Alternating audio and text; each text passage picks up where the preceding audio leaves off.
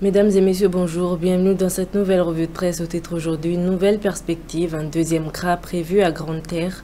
Opération de démolition de captage d'eau illégaux à Bouyouni. Troisième édition du Forum Jeunesse mobile et engagé. Dispositif passeport, un soutien financier pour favoriser l'inclusion sportive des jeunes. Quatrième édition du vide-grenier de Casa Barakani.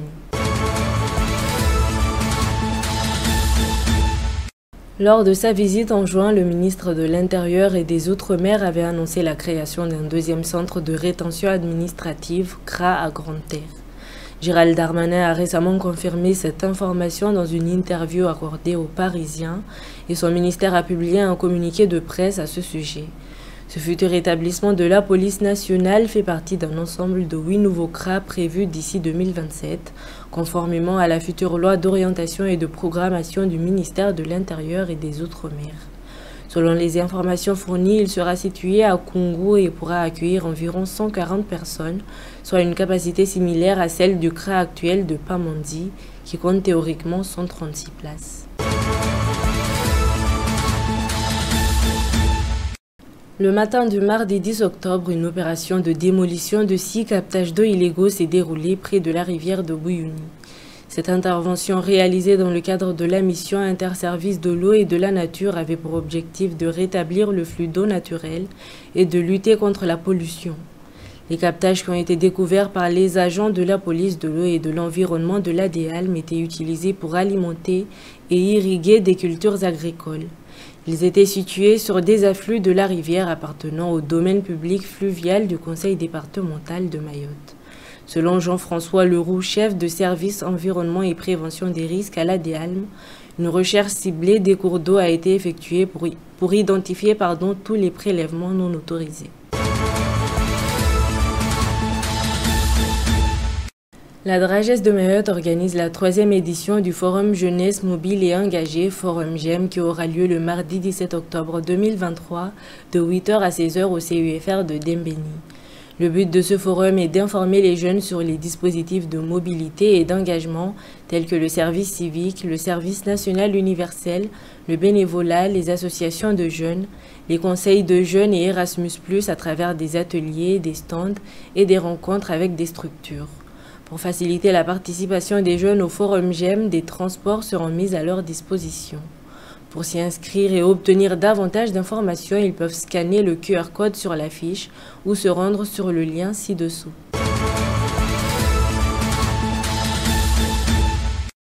Le dispositif Passeport est reconduit pour la 3e année consécutive depuis le 28 août 2023.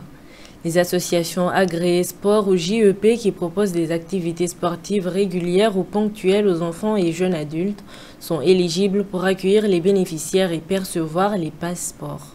Dès aujourd'hui et jusqu'au 31 décembre 2023, vous pouvez effectuer vos demandes de remboursement passeport via votre compte ASSO. Cette allocation de rentrée sportive d'une valeur de 50 € par enfant et jeune adulte éligible permet de financer tout ou une partie de leur inscription dans une structure sportive admissible pour la saison 2023-2024. Le dispositif Passeport est accessible sous différentes conditions d'éligibilité, notamment en fonction de l'âge et des allocations dont vous bénéficiez. Pour davantage d'informations, rendez-vous sur le site dédié via le lien ci-dessous.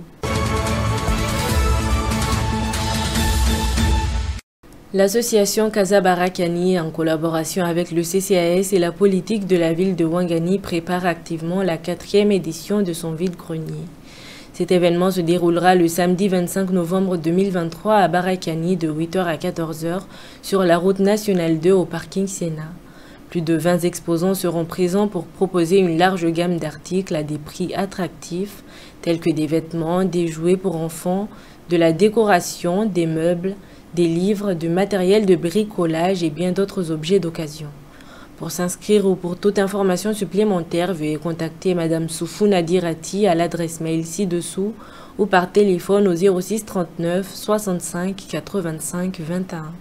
06 39 65 85 21.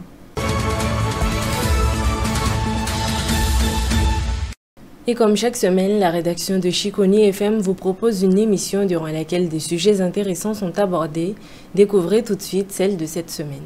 Un enjeu majeur pour Mayotte, la création mais également la tenue d'un concours. Allez, tout de suite on va rentrer autour de ce concours que l'association Coup de pouce souhaiterait mettre en place très prochainement. Un petit mot, l'origine de ce concours vient d'où? L'origine de ce concours est ancienne. En réalité, depuis que l'association Coup de pouce, qui existe depuis une vingtaine d'années à Sada, sur Mayotte, et a été structurée administrativement en 2015 et est sorti, a été nommé coup de pouce pour donner un coup de pouce à tous ceux qui en ont besoin. Et depuis là, l'association Coup de pouce a parmi les missions, évidemment, d'aider notamment l'accompagnement scolaire pour éviter la délinquance, lutter contre la délinquance, mais aussi par l'univers créatif, culturel et entrepreneurial. Et donc, c'est depuis très longtemps que l'entrepreneuriat fait partie. On organise des conférences, des discussions, notamment il y a pas mal de jeunes qui ont réussi maintenant leurs études, qui ont entendu parler d'entrepreneuriat chez nous, et quand ils viennent et qu'ils veulent créer une entreprise, ils sont coincés parce qu'ils ont réussi, ils ont des diplômes. Déjà, la famille les rejette parce que la famille pense que c'est des mauvais choix, le fait qu'ils soient diplômés, et d'aller essayer d'avoir une chance dans l'entrepreneuriat parce que c'est considéré, encore une fois, comme l'échec, et il faut absolument essayer de changer ça, notamment dès le plus jeune âge. Donc vous avez eu l'idée de dépasser, de surpasser cet état d'esprit et de proposer le meilleur d'eux-mêmes, en fait, pour les inciter et aussi les motiver à aller vers cette création, cette nouvelle forme de pensée autour de l'entrepreneuriat. Oui, c'est au-delà de ça, parce que les enjeux sont réels. L'insécurité qui gangrène Mayotte, on voit bien que les mairies, la préfecture et tout autre organisme font des choses. Mais ça ne suffira pas. Il faut que la créativité entrepreneuriale rentre enfin en jeu, parce qu'aujourd'hui, avec le numérique, avec des systèmes très simples, aujourd'hui, les montres de sécurité, que j'en ai parlé, et je pense une précision, parce que ce grand concours, qui va durer une année, il y aura des échéances.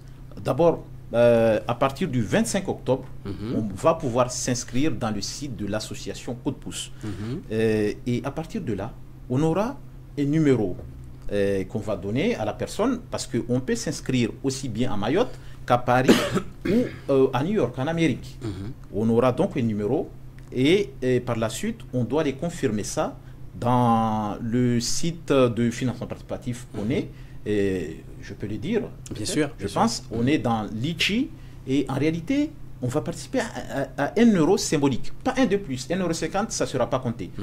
C'est juste un moyen d'avoir un code supplémentaire pour que, on ne sait jamais, le site peut être piraté, même s'il n'y a pas de raisons particulières, voilà, mais ça peut arriver, et qu'à la fin des fins, on puisse avoir toujours le décompte des personnes au moment où ils se sont inscrits. Ça, c'est très important, et on essaiera d'expliquer davantage dans ce sens.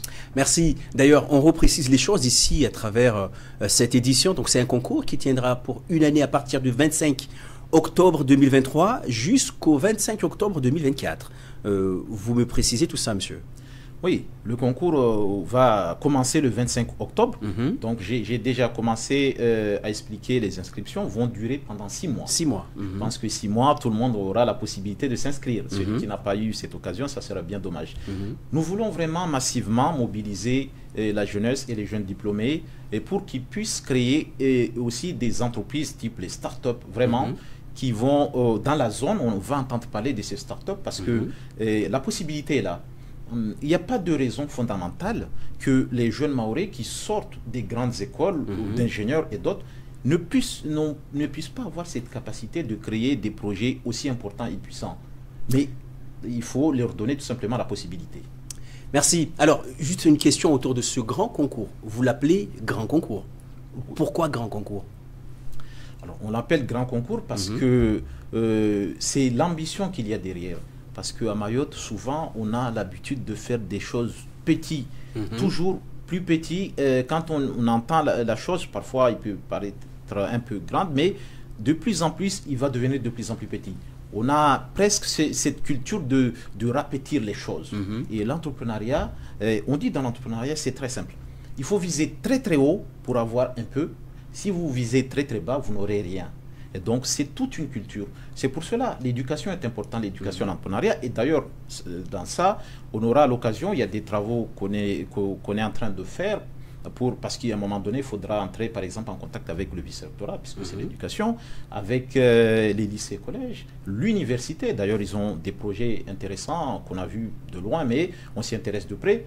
Parce que la culture entrepreneuriale doit rentrer d'une manière décisive sur Mayotte. Ça va enlever un certain nombre de problèmes et ça va apporter beaucoup de solutions. Le grand concours ouvert d'ailleurs à tout le monde.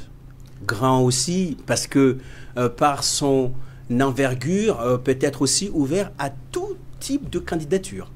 Exactement. Le grand concours est ouvert à tout le monde. Que ce soit des gens qui travaillent, qui ne travaillent pas, qu'il y ait des gens qui sont chômeurs, qui ne sont pas, que des gens qui travaillent dans des administrations, pas, qui travaillent dans des entreprises, que des jeunes qui sont même au lycée et qui aura 18 ans à la fin du concours, et les étudiants, bien sûr. Et là, c'est vraiment particulier.